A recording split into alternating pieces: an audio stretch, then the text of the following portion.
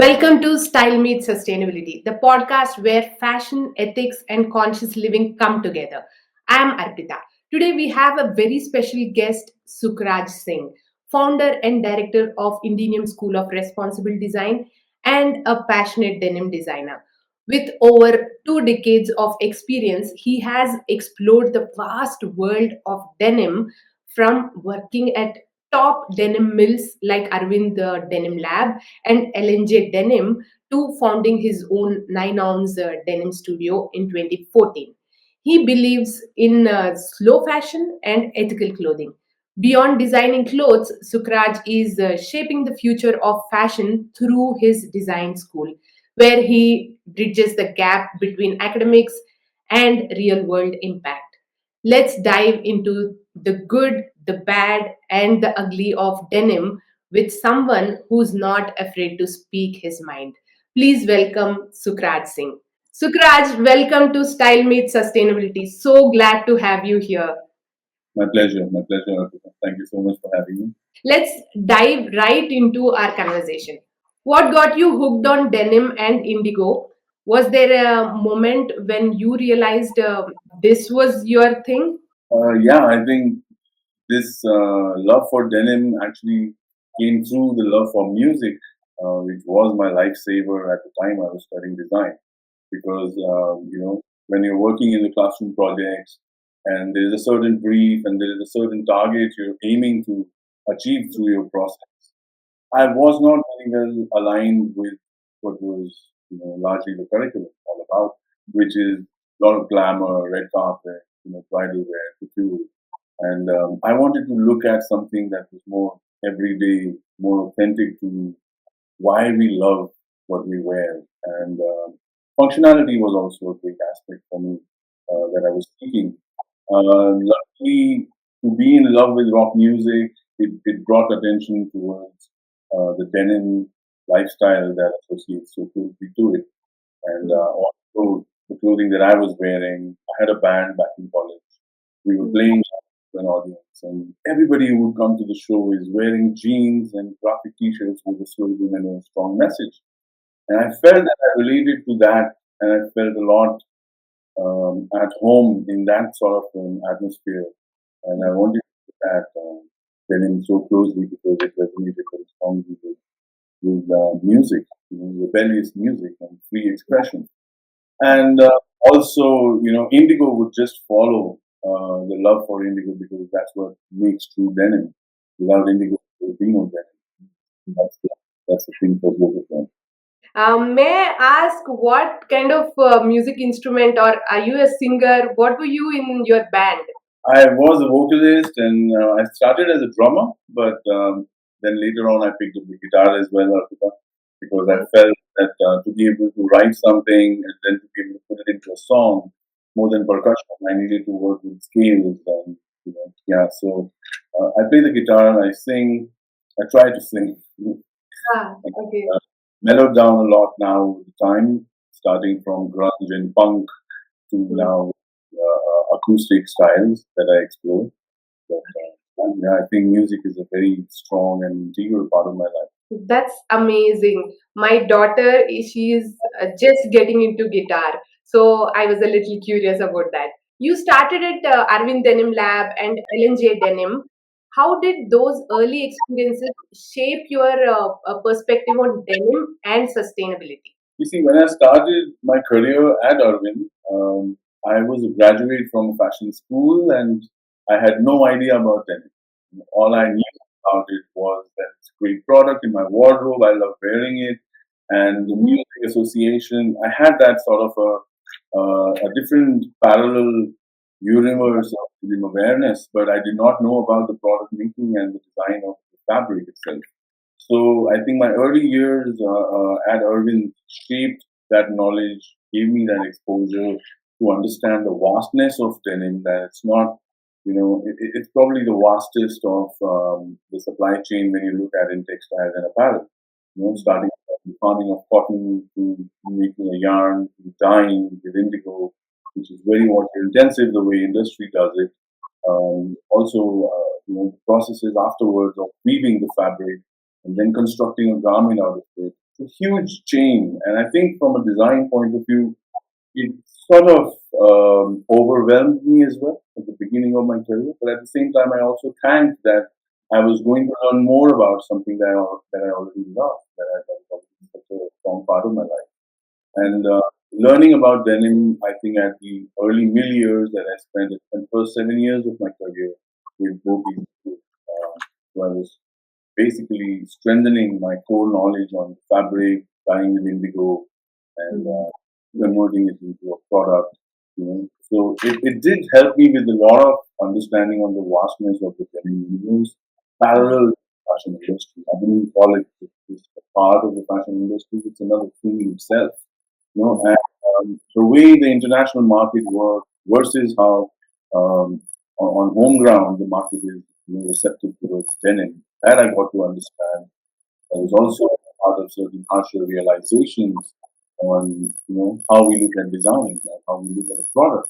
And water has been at the core of making denim while working with Arvind especially initiative towards neutralizing the effect of synthetic dyeing and other processes, and then recycling the water was something that was commendable. But at the same time, you do realize the importance of core element that is water, part of the industry, which we are using extensively, and how we use it, what we do with what we are making becomes very center stage to the conversation when you're a B2B business. When you're the, the atmosphere you're working with, when you're presenting to brands, when you're showing your work not to an end consumer, but to a brand and designer whom you wish should take your alternatives. So, sustainability, I learned from my mentors, Yutu Mahadevia, Stefano Tapio Valas, very early on in my career that, it's simple. The process has to be kept simple. And when you look at international denim market, it does celebrate a lot of versatility, but at the core of it, it's not trying too hard at everything versus Yeah. what we need. So clarity and the right kind of guidance sort of I think put me on the right track Mm. in the career. And I didn't have to look back. I never had to consider that I should switch to color line. It just kept getting deeper and deeper into the love for denim and especially indigo as I discovered very slowly over. It's taken 2 decades and I'm still learning about it. But it's so exciting to be working with these you know core elements I would say when you want to understand sustainability. So Mm. that journey has been extremely good to set my tone right in design. Simplicity. Mm. Yeah. Mm. Yeah, that's really an interesting journey of your career. And when we are at NIFT, when we are just passing out as designers, generally most of designers think about going into red carpet couture, bridal wear, and fast fashion. So why did you decide not to do all that? And why did you choose only denim? Here I used to be, I used to find myself, I should not voice this a lot, but I had a problem with something not being worn repeatedly, something not being, feeling like you commit to it. There was a lack of commitment in couture that I saw that you wear it once and it's probably going to hang in a wardrobe the rest of its lifetime. So the wearability aspects of a product were what I was curious about, and that is where I felt not aligned with less wearability.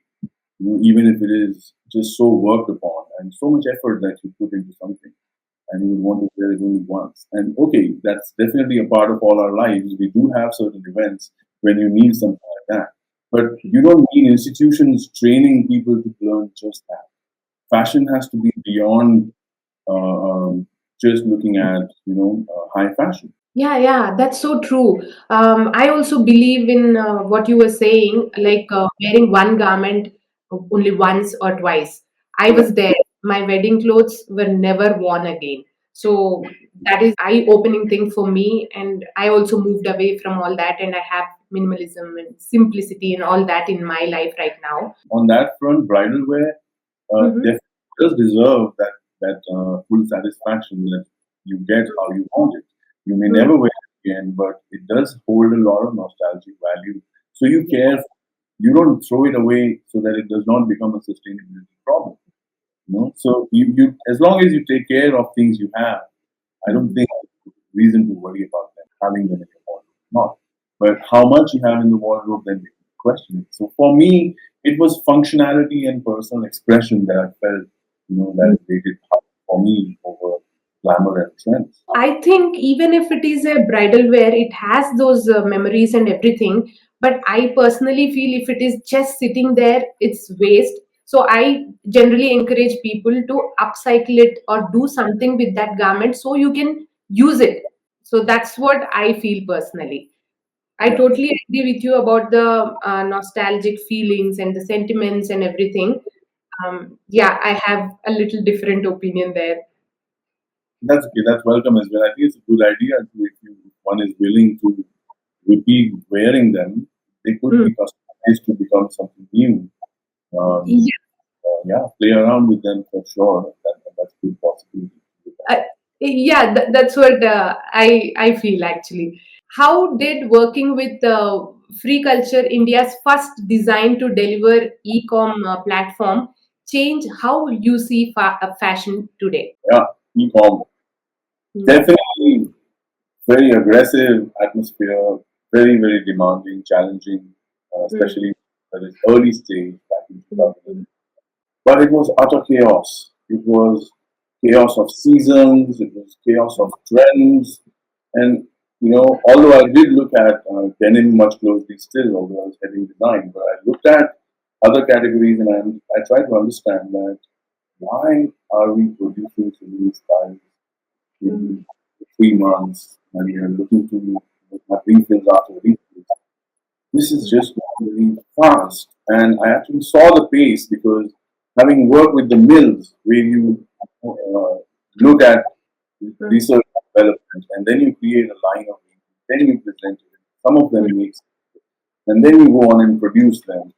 mm, That's a completely different supply chain mm, uh, functions. But here it was just super fast. Also, it exposed me to actually the entire learning of how the working atmospheres are at the zero level, where the where the garments are being converted, where the washes and the finishes on the jeans are happening.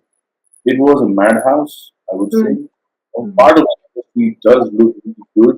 It has that five-star feeling that everything is speak and span, people are taken care of, and the product is made well. mm, So that's how the story largely everywhere. So, and mm, then that you start to see, I did start to have questions that is really, that important while I'm creating designs in a Macintosh studio, and mm, someone translating those far away in a factory, hundreds of those pieces, mm, gives you a lot of suffering, mental and physical, while turning those designs into reality. It mm, started to and I think that's where the real questions on the volume and scale of things that we were doing started, mm, they started to surface. And I had questions that were becoming uneasy for self because when you look at yourself, meet people and you see what you do, it mm, was sitting well and feeling very comfortable. I'm mm, part of the problem or mm, something now of the problem. mm. And I think that was an eye opener. I would say. I'm thankful to that opportunity as well because um, it did make me actually significantly understand the importance of slowness. Mm. The speed at which you're going at creating, manufacturing, overproducing, and then having to sell to false lures and lies like sales and discounts. It's Mm. not the right thing to do. Mm. Somewhere you know Yeah. that. Please, but, do we want to carry on being a part of that field? Mm. I don't think. Yeah, that's a really interesting way of work in different segments. So when I was thinking about this sustainability, like 7 8 years ago, I also saw the same thing. Like there is so much. Like I've been doing YouTube videos. There's so much clutter over here. Calling fashion YouTuber, there are so many things. They just do shopping. They do shopping hauls, try on hauls. I was doing all those. Then I thought, what happened to all those garments when we are buying them? So that's when I started thinking in a different way and started looking at sustainability in a different way. You have a studio called 9 Ounce Denim Studio, which you started in 2014.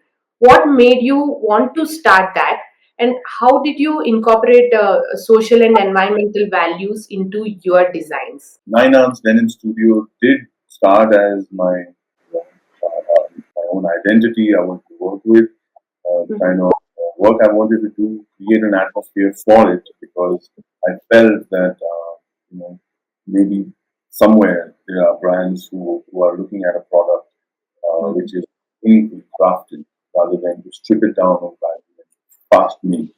Mm-hmm.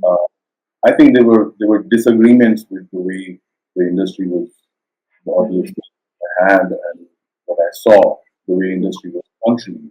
There was only one singularity of commerce, which is what doesn't sell doesn't need to be made, and whatever is being made has a lot of commercial value, and that everybody is held very seriously accountable. Any company is suffering the whole commercial line. But if you do that closely and that with that intensity towards what the impact of our work is, whether it is environmental or it is social, I think a lot of businesses would have to pause and rethink the way they function. Mm-hmm. Sort of conflict or disagreements and not having an impact when it comes to sustainability, when it comes to a cleaner approach to these products. I thought the only way out was to get into design education to help create a certain atmosphere, because across design schools I saw, denim and indigo are not being talked about. And my own little workshop was an initiative which I took from design school to design school, center to center, and started trying to get people excited about denim. And, yes, I did see a great outcome of that 1 week engagement, but I did also over very quickly start to feel that 1 week wasn't enough in a 4 year program. And, get somebody going into this new category, because they met the same dead end that I did, because the infrastructure or the right machines or the right mentors to guide them on this product category. So hence, so denim has been a parallel cosmos to the rest of the fashion industry, and it needed to be addressed. And I think 9 Ounce Denim Studio was my initiative to try and do that. In the right capacity, trying to bring in a value system into the world, trying to put, care for nature as a value system while you're designing, while you're choosing the material, while you're deciding what kind of a wash or a finish you want to do on a product. That had to be addressed somewhere. So it was a beginning, and Yeah. I was very thankful for that as well, because eventually that will lead me to put something together, and have a lot of people come together and collectively start inventing. That's very interesting. What's been your biggest challenge or proudest moment since starting this studio? Challenges have been many. Yeah. The biggest challenge has actually been um, trying to get people to think, especially the people who are taking calls who are not aware of the way the product is being made. For getting them to think towards the rightful ways, or better ways, I would say. And even better, it's, there was a block. People have that mental block. It's like the block formula, where you make what sells, and that's why they put a silly item song in that movie for no reason, because they believe that that one song can generate enough income if the rest of it is a risk. So that kind of mentality cannot really create great cinema, and which is a profession where we see very rare such films. Similarly, in product design, I feel we've come to that point of saturation where we've been beating around the bush a lot too much, saying this is what works, and oh, anything new, it's making me to rethink the way I do my processes. Or it's going to be a lot of readjustment in my design thinking at the core of the brand itself. I'd rather avoid it. Take the risk, follow the trends. Mm, That's the biggest challenge. mm, mm, I don't think I would put any moments of pride, mm, that along the journey. But I do believe that people coming together when we were forming Indenium, and I was looking for mentors, and I did not want to have it just like another school where you have people who've been, teaching in the same system that mm, you're sort of trying to agitate and do something against, and maybe do something better. So I was mm, looking for leaders from the fields where mm, they've been working every part of the supply chain, mm, and reached out to these people, all my mentors, all the friends, everybody. They came in with full conviction that this was the right thing to do. That I mm. think is something I felt that at least these people do believe that something needs to be done right. About this impact. And now, coming to your master classes, you have conducted denim design master classes at NIFT, Pearl Academy, and others. Why do you think students connect so deeply with denim? I think they everybody loves to learn about the rebel and why, what is the cause of the rebel, and that's what I Mm, think it excites people to start looking for mm, in their own lives, in their own personality, and I think that's what denim does. mm, So the way it's been glamorized and the way it's been presented the world over culturally, and mm, we get inspirations from cinema or music mm, or even street fashion. You see that you associate it more with the rebel. There are mm, also, I think, apart from that, when people are actually going through the learning process of design, they do excited about something new they hear. They hear about indigo, they hear about the different shades that you can get from it, and that also excites them. When they hear that, oh, after sewing the garment, the process is not over. mm, There's more that we can do when it comes to washes and finishes. We can make a brand new product look 14 years old or vintage. So I think those aspects also excited a lot of students. Yeah, the association with the social impact, the music scene, as well as the functionality, is where I think it was excited. And that was in a way, the result of the masterclass.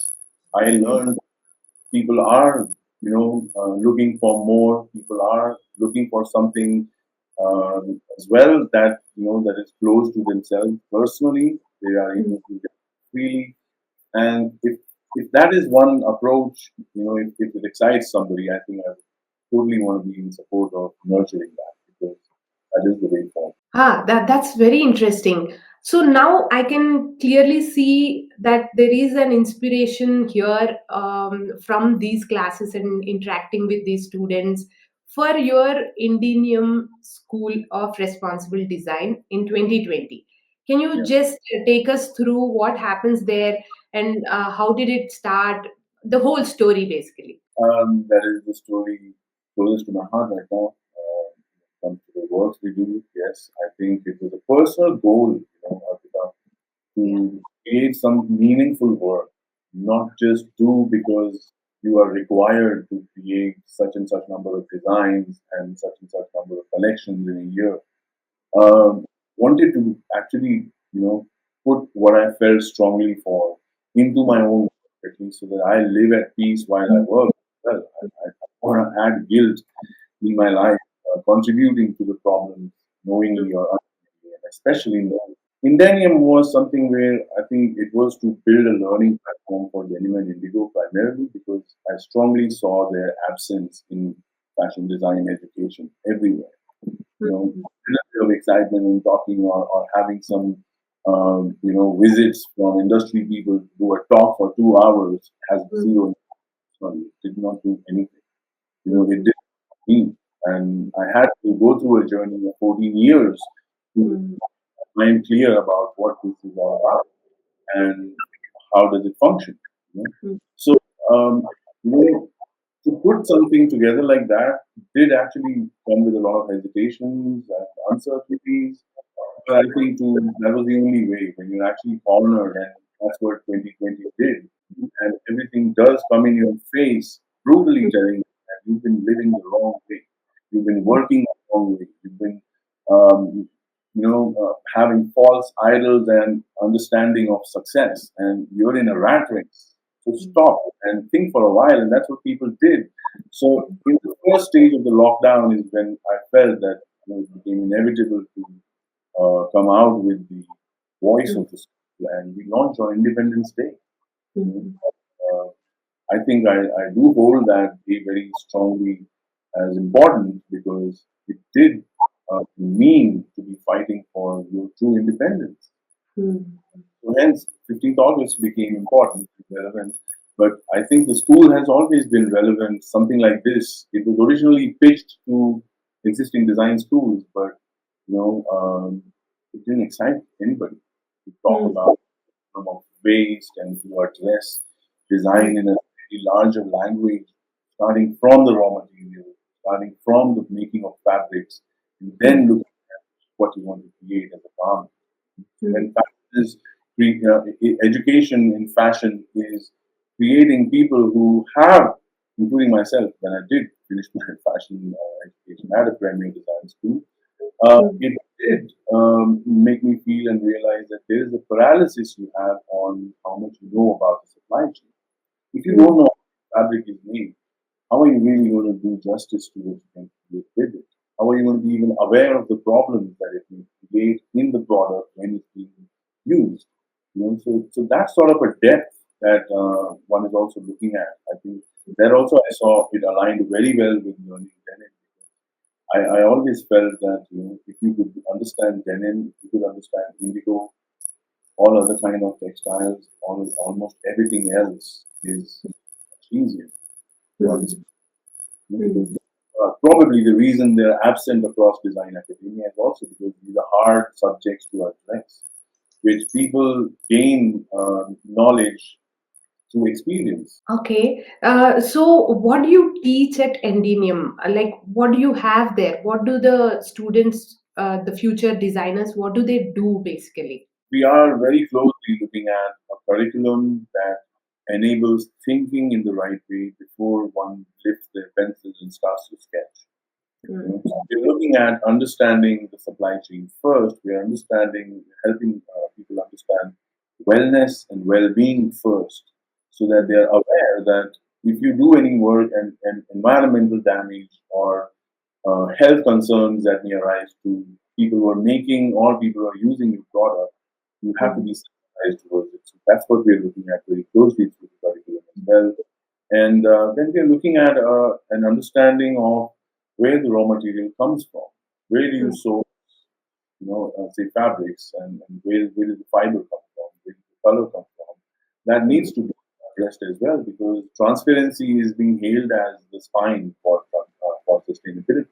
And you want to be transparent. You have to be aware at all stages of how things are happening and mm, be able to change them if required. If it needs your intervention, then you know, okay, you've identified an area where you can contribute and do some work, right? And that's where I think we are also helping people identify problem areas.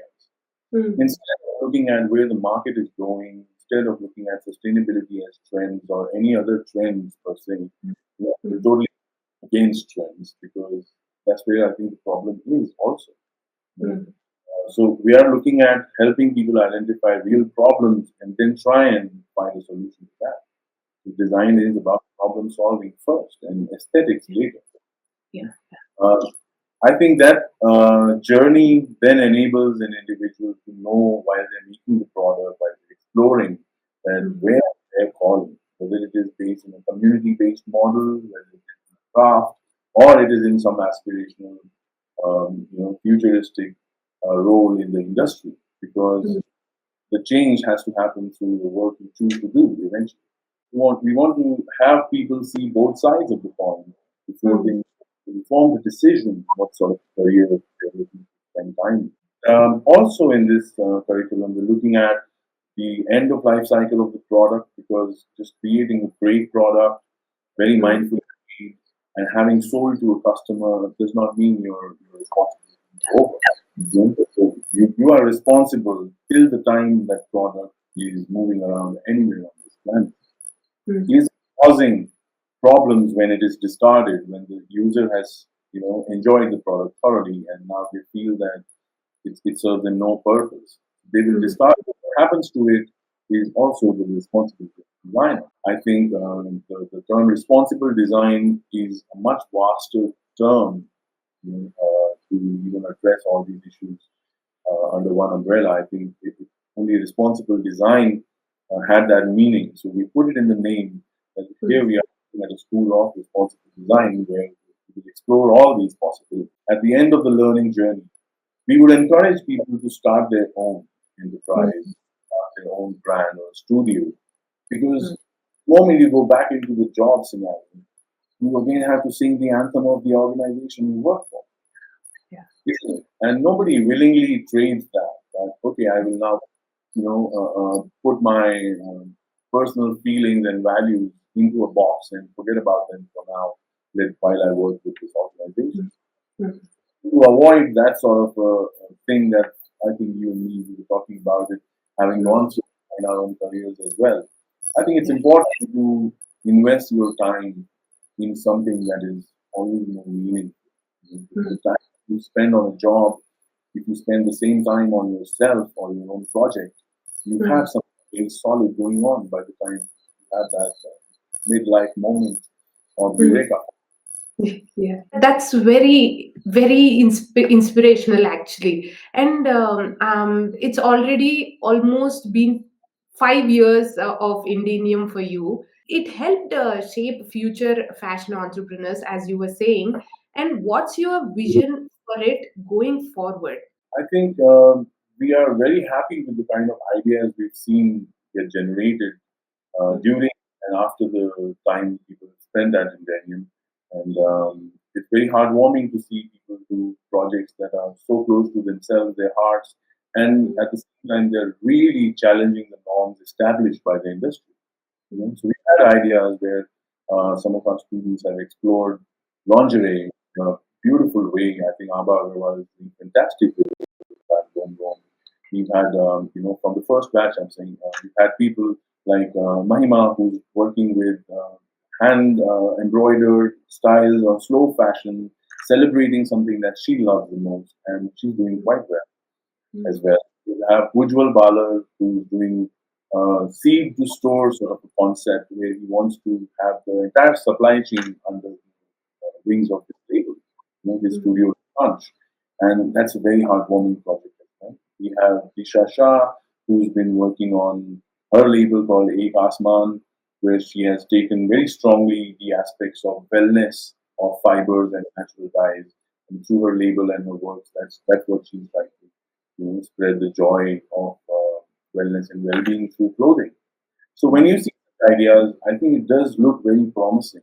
We have people who are now interested in textile art. We have people who are exploring, other media beyond textile. So it's very fascinating this journey. We, as well as mentors, all are learning so much about the product, about the work, and about the whole potential of this little revolution that Mhm. we see grow.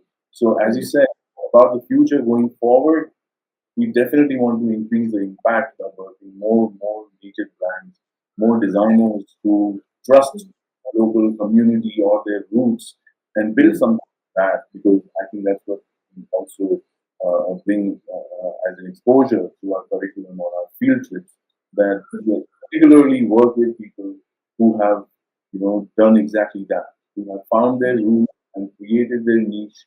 They found themselves as well in the middle of the model that they created. And they're really happy and satisfied doing what they do. The vision is to increase the impact of increasing the size of the community of responsible designers, as well Mhm. as labels that who is nurturing and seeing having birth, we would definitely want to create a larger support system, and that's where we're working at right now. Nearly completion of 5 years, and that's going to be quite a benchmark. We're very Mm. proud of it and very clearly looking forward to a lot inside. It's really interesting to know the journey of your students. And you run a denim brand, a fashion school, and you are a passionate biker. How do you balance it all? Does one inspire the other?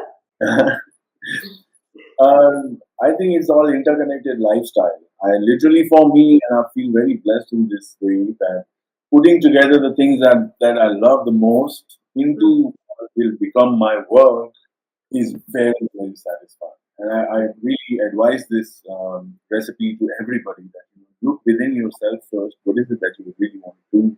What is it that brings you a lot of joy?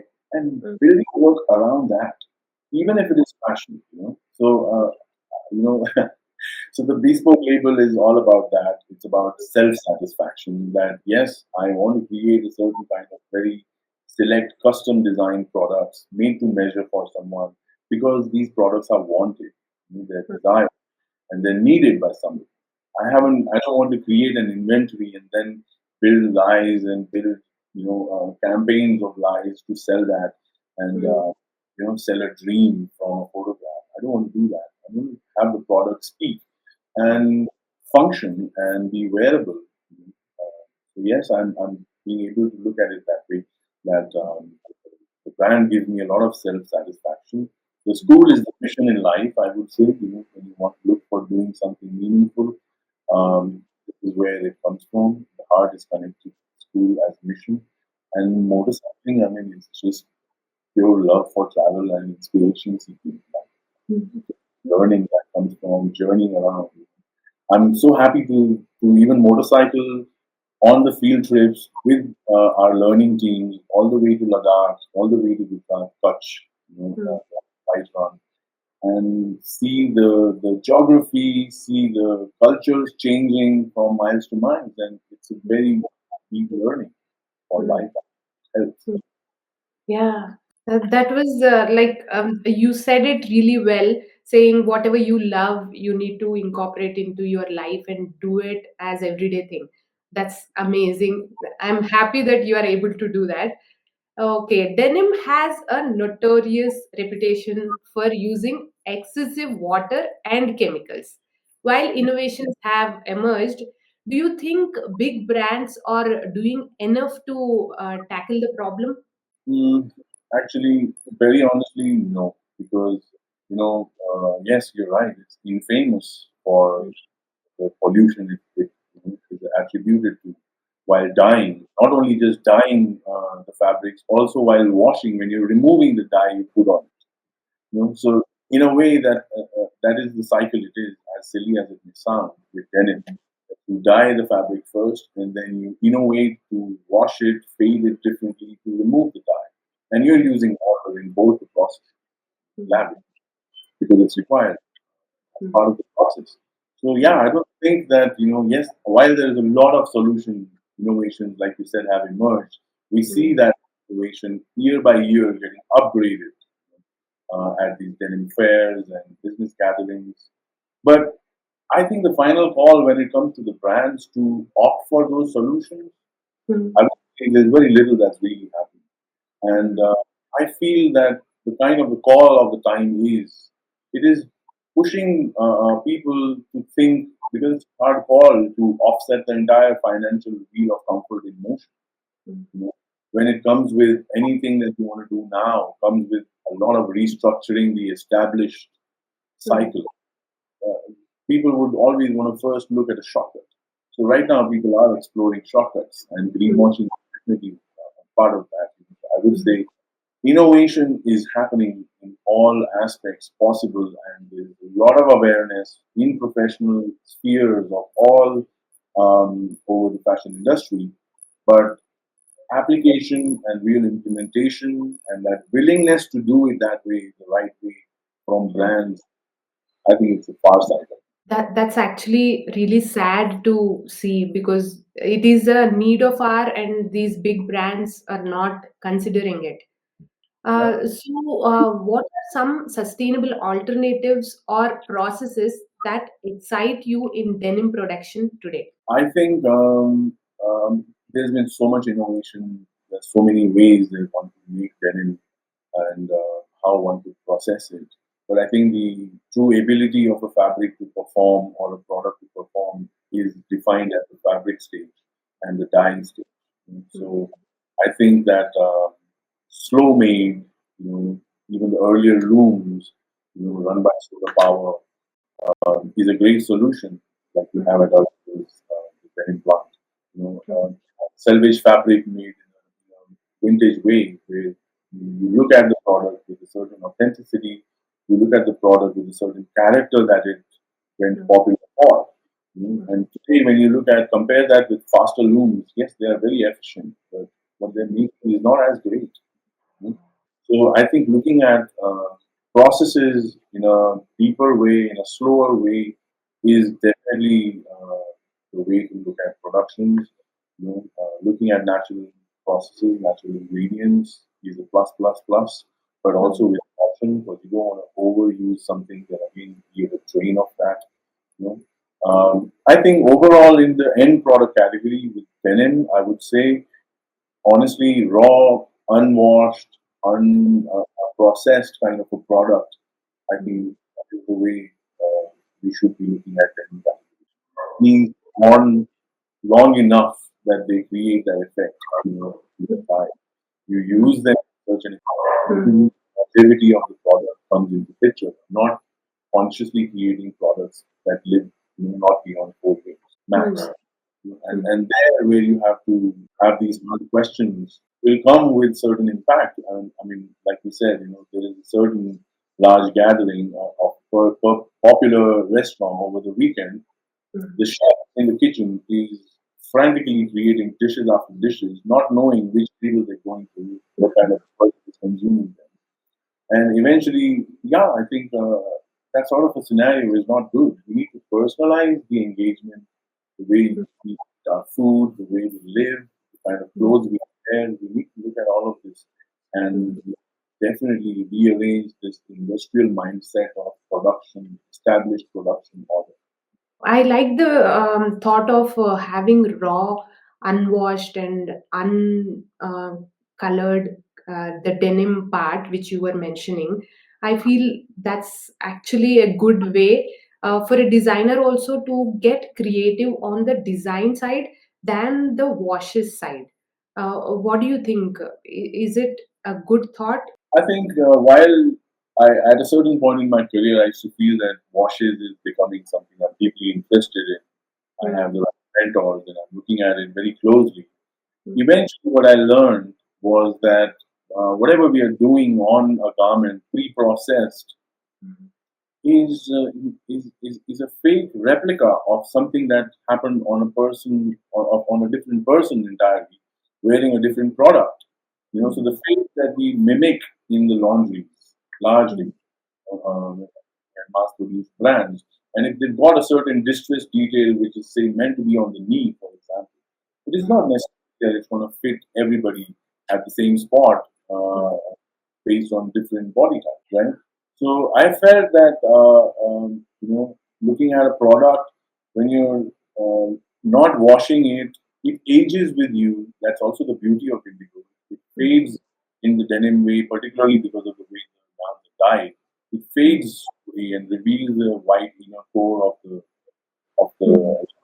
because the yarn is tied to the core of it. It's not all blue on the surface.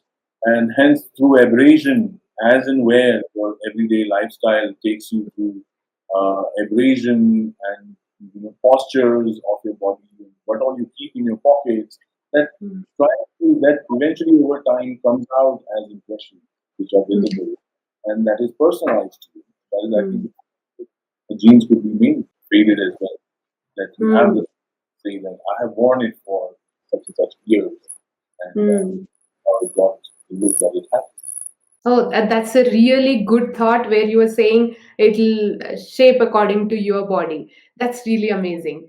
And what do you think is the biggest myth about sustainable denim that needs to be bust? I think there is an elephant in the room which is barely being talked about, and in fact has been so comfortably welcomed and accepted as the trade-off for comfort, and that is elastic.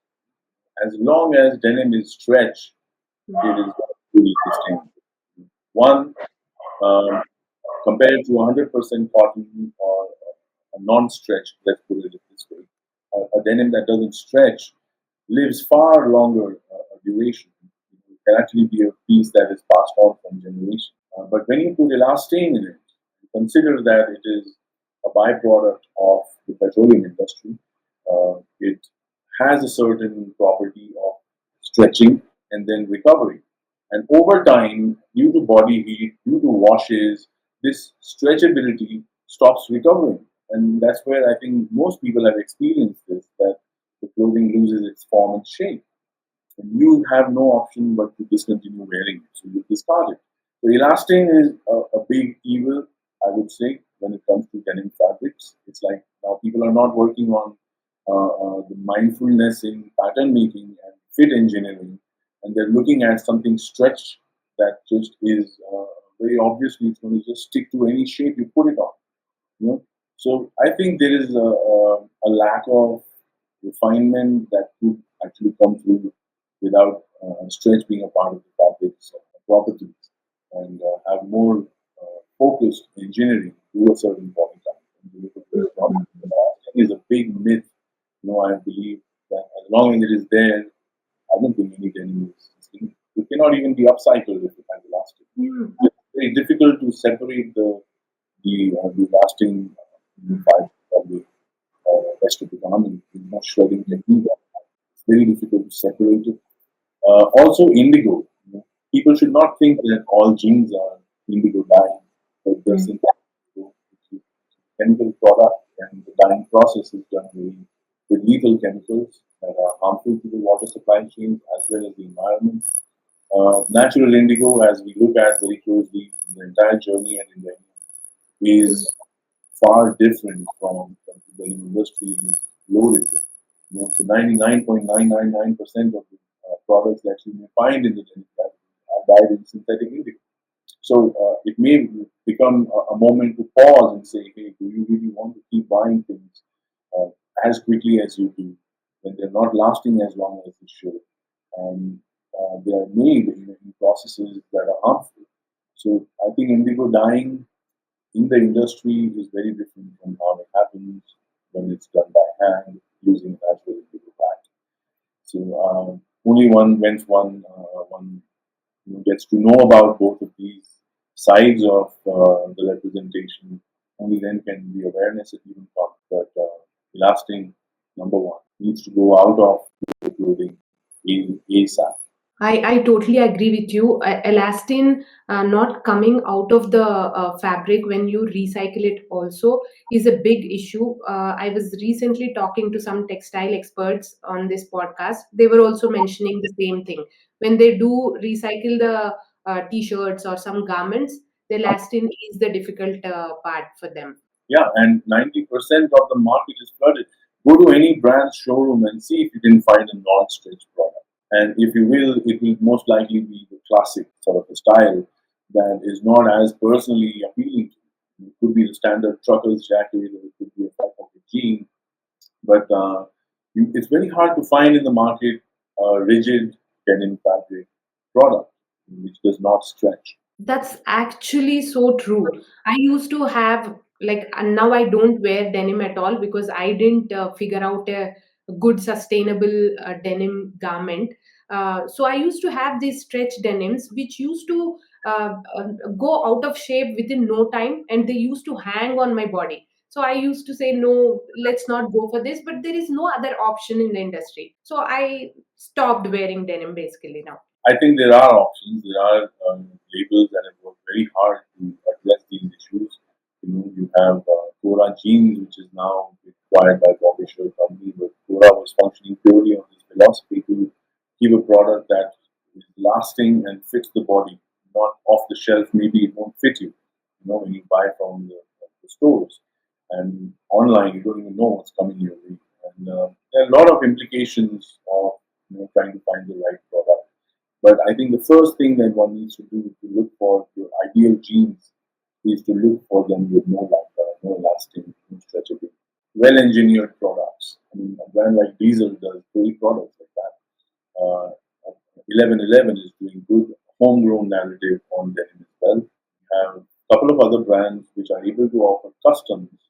I'm beginning my journey on that as well, to enable people to have something that they truly wish, and in the ways that it should perform in the ways that they wish it. You changed my thought towards denims. I actually love wearing denims. I wear one denim for so many years and I love the feel of it. Generally, I don't like the stretch denims, and women's section generally have all the stretch denims. So I go shop in men's section. So in that, it won't fit me well, but I'm okay to adjust it or get it repaired for my body and then wear it. So, what do you think there is this difference between men and women having the stretch and not having the stretch? What's your thought on that?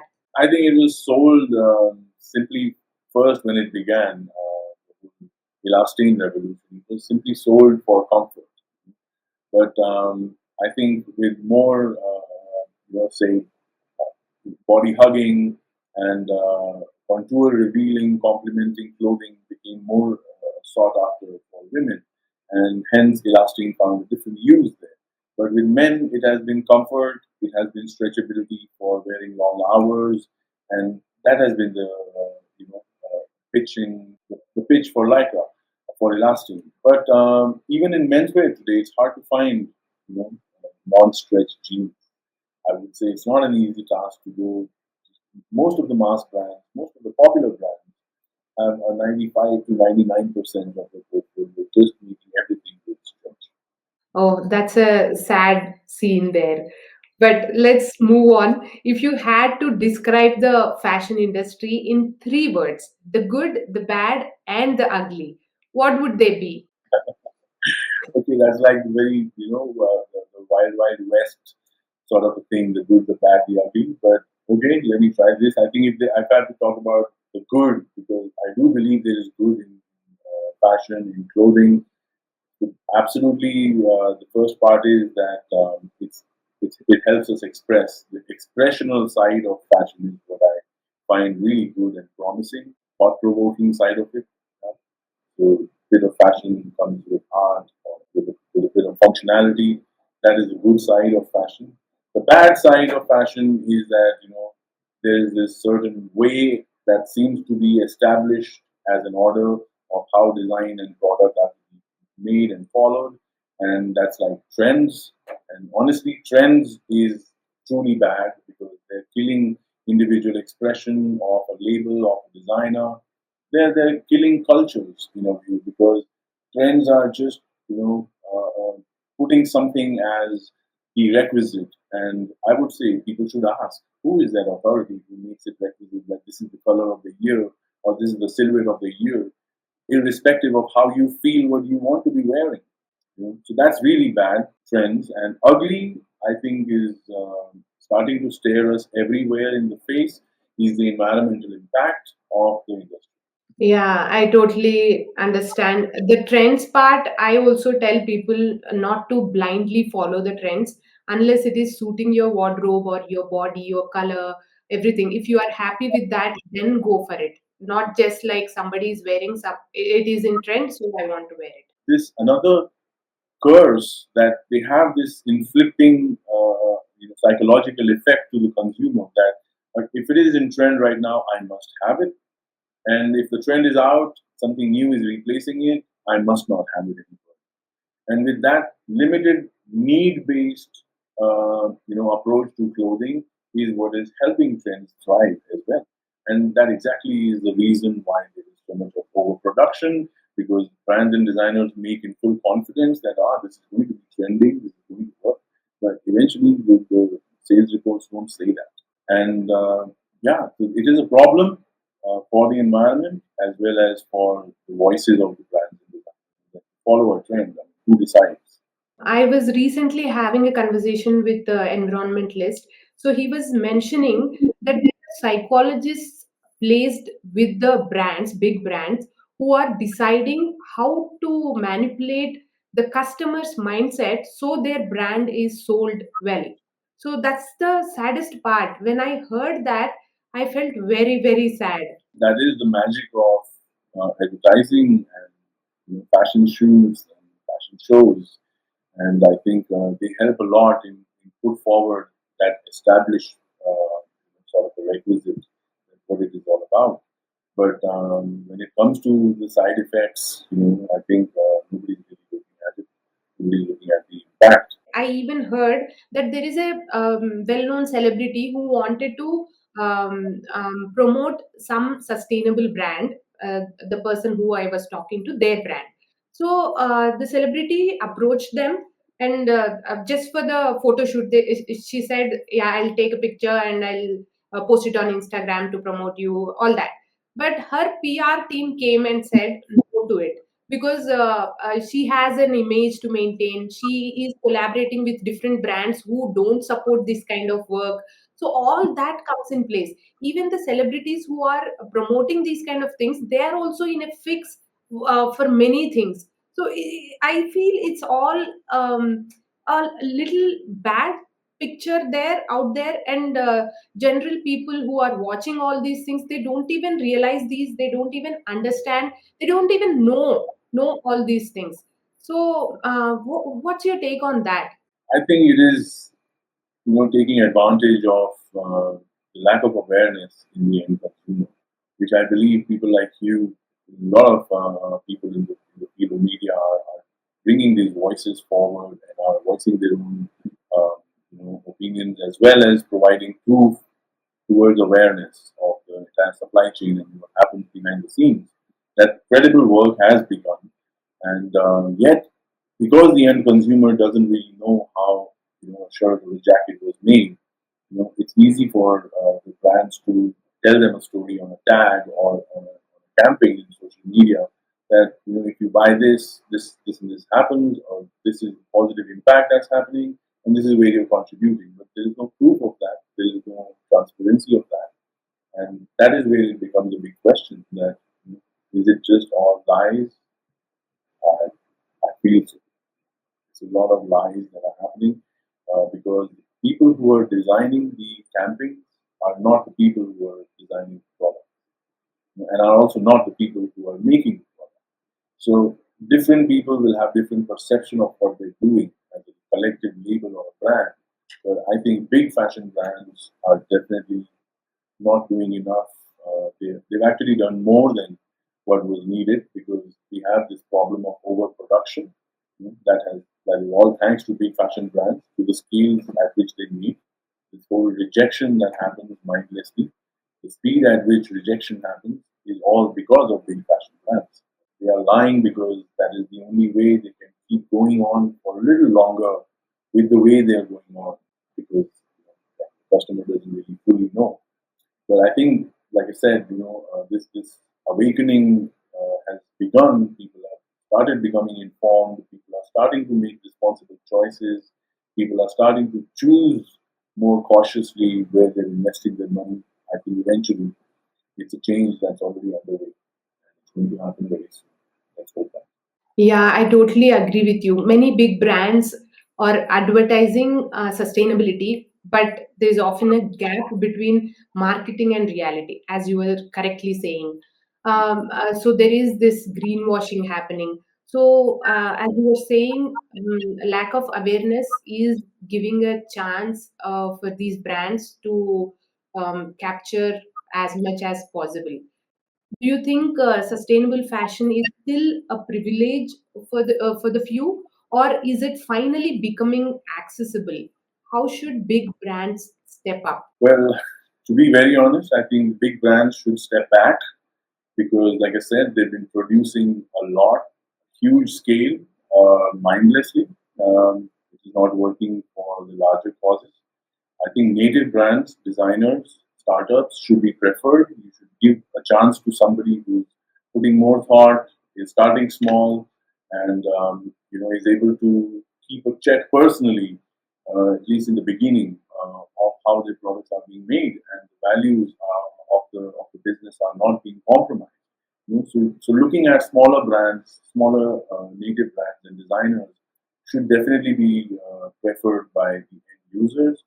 As far as I think big brands are concerned, sustainability is become a joke because it's not that we have sometimes we joke about this that fast food is cheap and organic food is not expensive. That's what everybody ate back in the day, before fast food came in. Now, fast food conditioned people to believe that you can get a burger for $20 at McDonald's.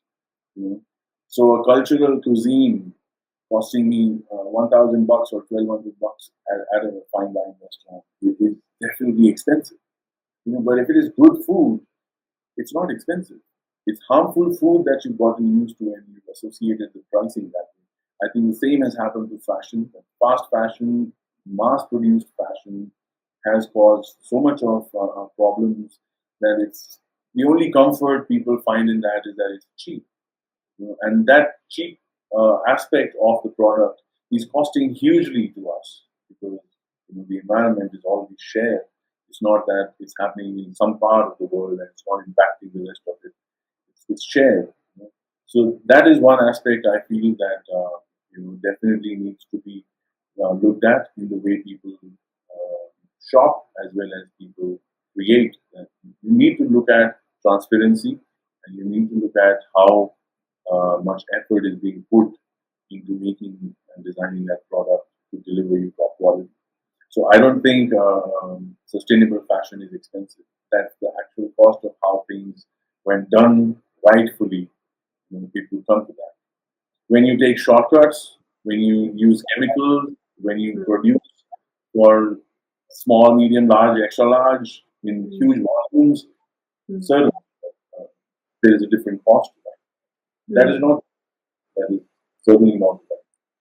So I think when it comes to the pricing aspect of it, I think people need to understand that if you started shopping less from mass producing brands or fast fashion brands, and you invested instead of five, shirts from a fast fashion brand, if you bought one shirt from a carefully, crafted product from a label, I think the cost is justified. You get a better product that lives longer, that performs better, does no harm to you while you're wearing it. There's so many good sides of that. I like the way you said brands should step back. That was amazing. And yeah, I totally agree with you with whatever you were saying. The good products need to be bought, and I love the way you are connecting everything with the food. Food is the main thing which people relate to. So clothing need to be like compared with the food, how we are managing our food, and the same way our clothes should be managed. I really like the way you are putting it there. And tell us about your new brand. How does your passion for biking and superhero comics influence your designs? The label Zero D, as it is called, so tagging it as work of life, because that's what it means to me. But Zero D is more like a symbol and truly inspired by superheroes. Love for comics since my childhood days. Most of my illustrations, even in fashion, have been again influenced by comics and how I drew. But I think what actually came in with motorcycling and understanding is the respect that you get as a lifestyle, as you're understood to be a seeker of some sort.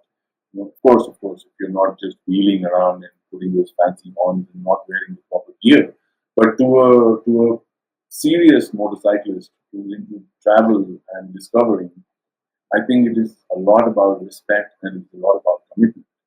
And I think if I have to honor these words through my work or involve them in my work, I want to look at motorcycling very closely, understand the need of the biker, because I think in our country we are looking at a very small winter, and all the products that are available are made out of nylon, mesh, polyester, which is not suitable in this weather conditions. So I do want to look at denim as a possibility, but not just limiting the label to a biker, but also to all lifestyle audiences who are seeking something in denim but don't find it yet, haven't found it yet, or haven't found it, have found it, but it didn't fit them the way they wanted it.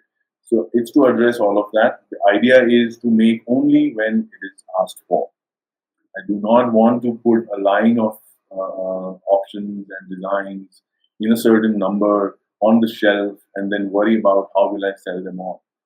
I want to make only when I consult, engage in a dialogue, and then create a product very mindfully, carefully perfected to serve the purpose the consumer wants it. Yes, I am also very admired by superheroes, particularly Batman.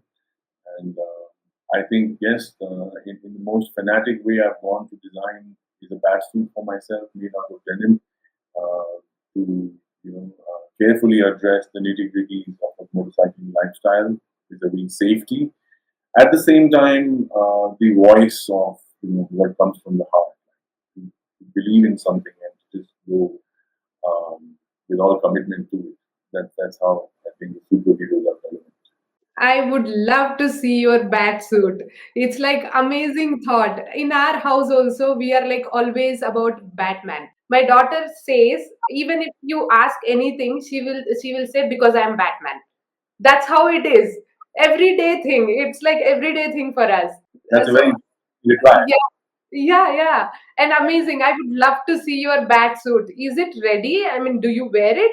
How is it? Yeah, I've been wearing it. I've been shooting it. I just haven't revealed it yet because I was waiting for the right moment. And yeah, I think hopefully it is now that when I will actually just let it out there on social media and see the impact it creates. I'm hoping that it will excite a lot of people because when I show it in person, people do give me that gleeful smile saying, "Oh, is that possible to make?"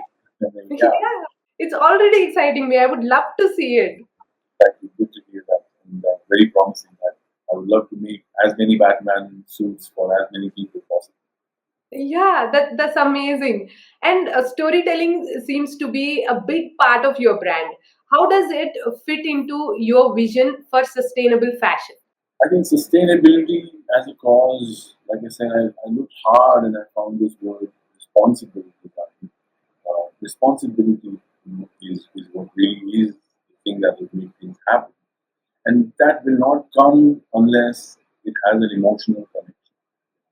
Unless you're emotionally moved to your core with what you purchase, what it does, how it is made, whose lives are being compromised, even if you're secluded in your own cocoon of comfort, as long as you don't really emotionally get moved in life, that change is not going to happen. It's not going to be an advertising campaign that can do it. It's not going to be a line of offer sustainable products that are out there on the shelf that's going to do it. If people still go chasing discounts, if people still go looking for to buy things that are cheap, it's not going to happen. So I think storytelling is the one way where emotion is expressed, and not to go overboard with storytelling, which also has been the language of the advertising universe. That people who never made the product are the ones who are thinking of the campaign, how to talk about it. But storytelling needs to be truthful. Storytelling needs to be assisted with transparency. That what you're talking about, that really is what you're growing in your backyard, right?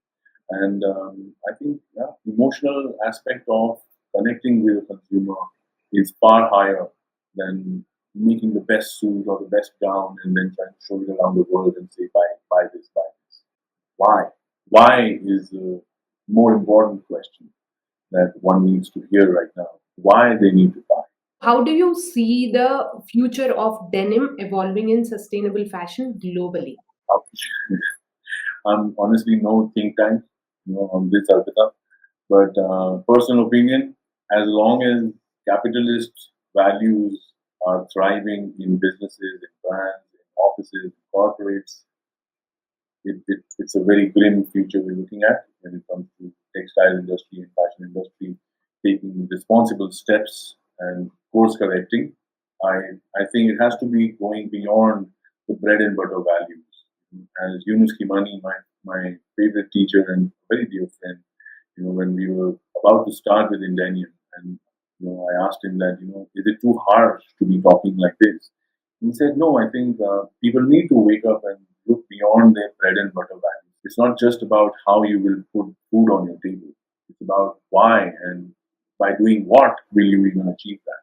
So we need to ask a little bigger questions beyond the commercial aspects of business, beyond the commercial definition of success. We need to look at personal satisfaction. We need to look at the customer satisfaction as good as we would address our home, or as we expect, any other product that we use in our lives. When we offer, we should have that same value system.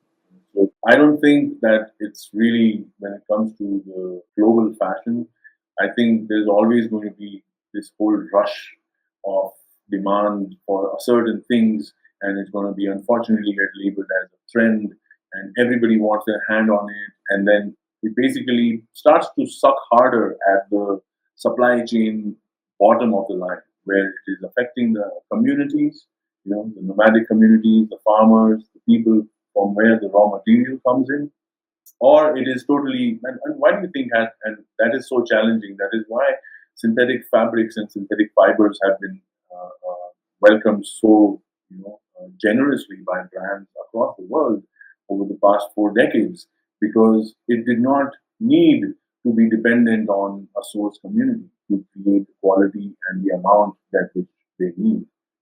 So as far as, I think, this capitalist values or economics is at the core of why you want to do what you're doing, it stays.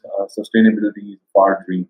What advice would you give to young designers who want to focus on sustainability? I would not want to give much of a specific advice, but I think I would certainly want to tell everybody to look within themselves and look around themselves, find things that are dear to them. Do not look at trends. Okay? You will never be happy, truly happy, by fulfilling something that was trending at a certain point in time and then it's gone. You know? So look for something if you want to create meaningful, lifelong, lasting satisfaction for yourself and products. I think one needs to look within and around themselves, not elsewhere, not on social media, not on Google searches and Pinterest. Look for a void in the market to develop a specialization. That could be something that I would definitely want to encourage people by saying, okay, if you're not looking at trends, then what are you looking at? Certainly do look at the market, because the harsh reality is being exposed, and the more we look, the more it's revealed. But do look for a void in the market, something that you think could be needed but it doesn't exist.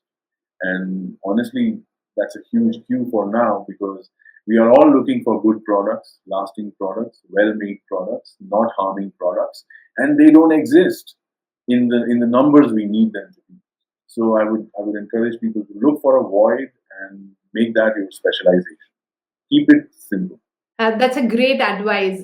And now let's do a fun segment called Snappy Seconds. Quick questions, quick Oh my, answers. all right. What's this about? Like some rapid fire of sorts? Yeah, it's the rapid fire, but I call it Snappy Seconds. Snappy seconds. Okay, let's go snappy. Yes, let's go. Denim or leather? Any day. I don't want a dead animal on my skin. Denim. Hmm. Okay. One sustainable fashion myth you want to bust. I think I spoke about it. Stretchability. I want to talk about a lot of awareness on stretchability being the requisite for comfort. I'm sorry, stretch does not mean comfort, and everything that is comfortable does not need to be hugging your body. Yeah. Great designers, great products, great brands will always give you something that is unmatched if it is engineered well at pattern making and stitching at the stages while the product is being made. Hmm. So this is one myth that Hmm. stretch is comfort. It's not. Okay. Perfect. Your go-to outfit when you're not working. When I'm not working. I am actually always in my go-to outfits in the blues. In fact, people in family and friends don't even get surprised when they see me in what I'm wearing because it's always blue.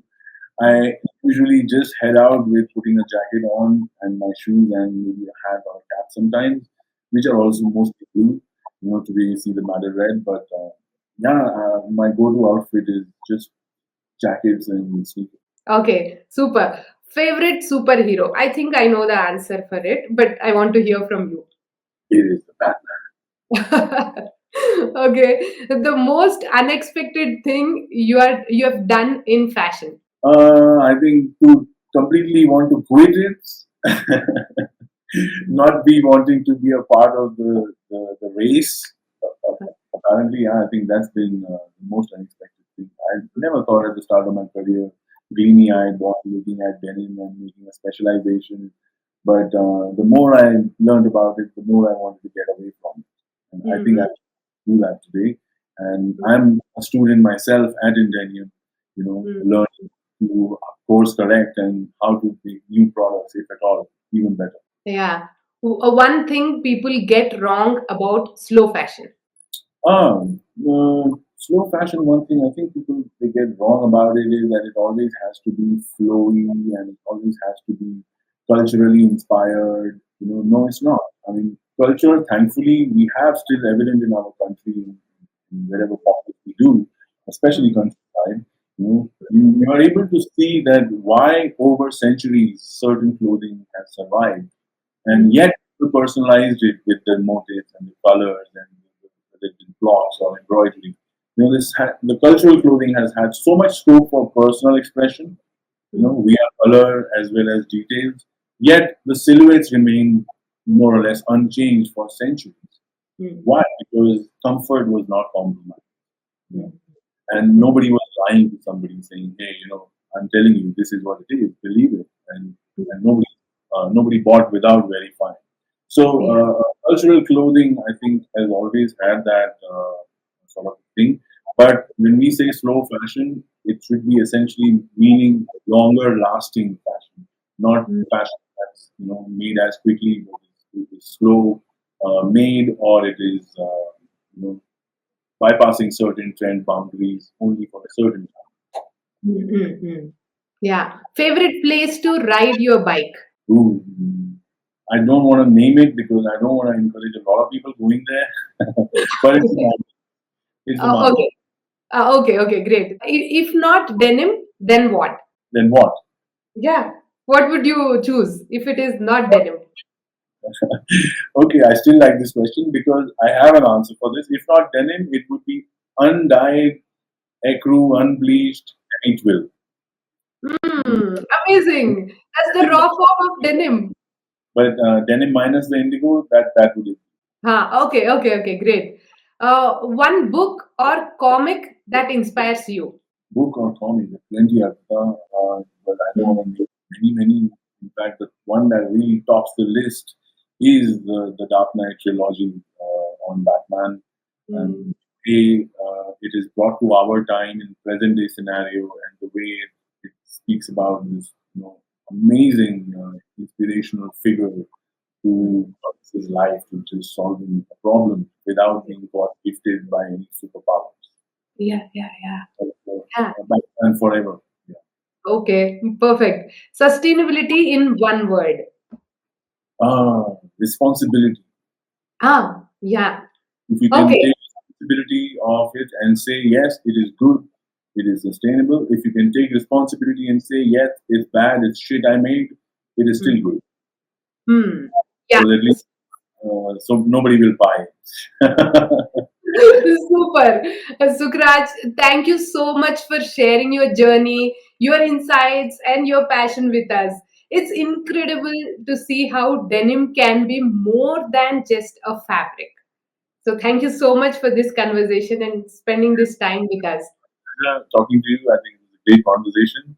It didn't really go you know, as more of a typical fashion conversation would, but I like Mm, the flow. I think how you were able to talk to me about the journey coming in, mm, making relevance of why where I am today, and does it mm. make sense? But I think it was pleasure talking to you. Thank you so much. I enjoyed every question and every answer of yours. You might not be seeing me on the screen, but this side I was like excited. I was like, yes, yes, yes. It was all like that. Thank you so much. Thank you so much. My pleasure. It's incredible to see how denim can be more than just a fabric. It can be a voice for change, creativity, and conscious living. To our listeners, I hope this conversation inspires you to look beyond trends and focus on the stories your clothes tell. Fashion is not just about what we wear, it's about how we impact the world.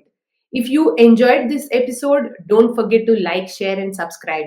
Keep making mindful choices, keep questioning the norms, and as always, stay stylish, stay sustainable. See you next time.